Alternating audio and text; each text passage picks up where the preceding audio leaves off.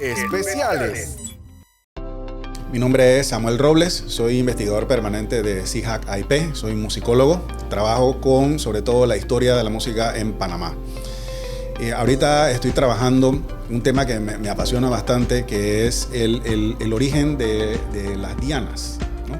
Ese toque que nosotros hacemos en las fiestas patrias, sobre todo para anunciar que el día ha comenzado. Siempre lo que se creyó es que esto nosotros lo hacíamos porque en España lo hacían, y lógicamente como nosotros habíamos sido colonia española, esto era como que una especie de remanente, de vestigio que nosotros teníamos de las prácticas que hacía el ejército español cuando estaba aquí. Hay varias cosas que una vez que uno comienza a investigar uno se da cuenta que no encajan del todo dentro de ese esquema.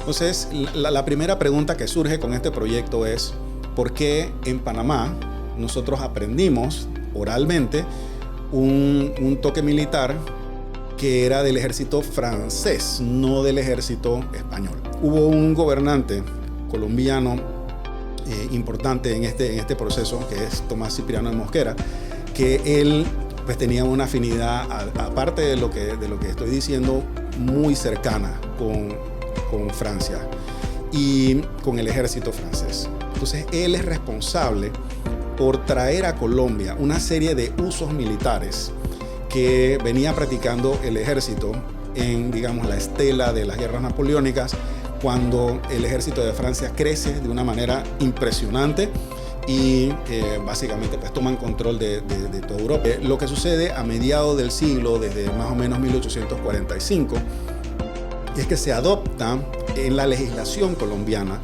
la forma de organizar la milicia, organizar el ejército, organizar la caballería, las distintas divisiones de las Fuerzas Armadas, como lo hacía Francia. Y una de las cosas que funcionaba en el campo de batalla para poder comunicarse era la música, ¿no? A través de tambores, de cornetas, y esto era parte del uso militar, y eso también es adoptado por Colombia. Es decir, que durante el siglo XIX no solamente se adopta los uniformes, que incluso mucha de la tela, los botones de los uniformes venían de Francia, sino que también se adopta la configuración que deben tener las bandas y cómo esas bandas se iban a entrenar, porque los músicos no venían de los conservatorios, los músicos se entrenaban en la banda y la banda funcionaba como una escuela. Entonces eso está consagrado en la historia legislativa de Colombia, y nosotros éramos parte de la República de Colombia. Entonces, durante esa, digamos, primera etapa republicana, ese experimento republicano que vivió Panamá junto con Colombia, nosotros adoptamos muchos de esos usos militares franceses. Entonces, como quien dice aquí, ¿no? Para hacer el cuento corto, uno se da cuenta que la historia de los toques militares en Francia va mucho más atrás. Y yo me he encontrado con manuscritos en la Biblioteca Nacional de Francia del siglo XIV, con manuales publicados del siglo XV, el siglo XVI, siglo XVII, hasta finales del siglo XIX, donde no solamente se habla acerca de los toques militares, sino también de cómo es la persona que toca eso, ¿no? ¿Cuáles son las características que esa persona debe tener? La primera vez que nosotros vemos que la diana se le llama diana en un material escrito es en la primera mitad del siglo XVII, ¿no? Y antes de esto se hablaba de que se toca para despertar a las tropas, pero no se hablaba de que es la diana, ¿no?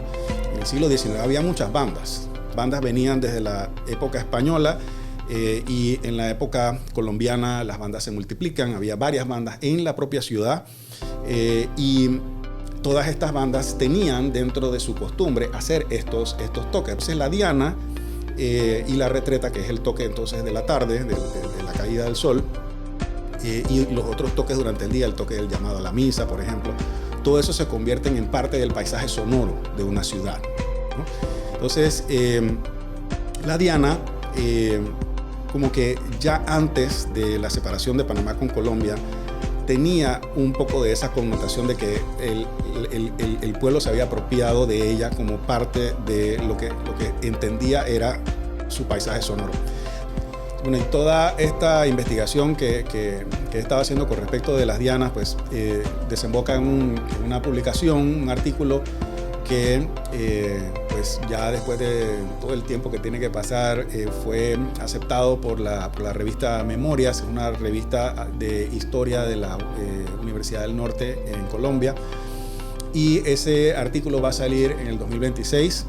No estoy seguro todavía en cuál de los dos números, pero estén pendientes a las redes sociales de SIHAC AIP, que ahí nosotros cada publicación que tiene cualquiera de nuestros miembros del equipo, pues nosotros la anunciamos ahí, así como también cualquier conferencia que nosotros vayamos a hacer acerca de algunos de los temas que manejamos, también lo ponemos ahí. Entonces, pendientes ahí para la publicación que va a salir en castellano.